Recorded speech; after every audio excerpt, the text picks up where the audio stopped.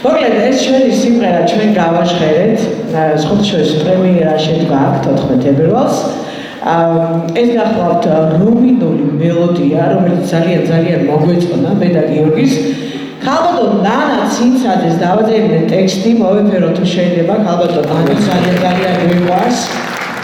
იმედი ახლობელი გზის დარბაზში ნანა ყველას ახლობელია, აბსოლუტურად და ალბათ გადასცემს და ძალიან დიდი მადლობა ხალბატო ნანას ამ ტექსტისთვის და მე და გიორგი მოკლედ ვიდა შემოგთავაზოთ ეს სიმღერა ძალიან კარგი გამოვიდა ჩვენ ესე ვფიქრობთ და ანუ მოგასმენთ თქვენც. გიორგი. დავეცხოთ. ხო, თუ არის ხო?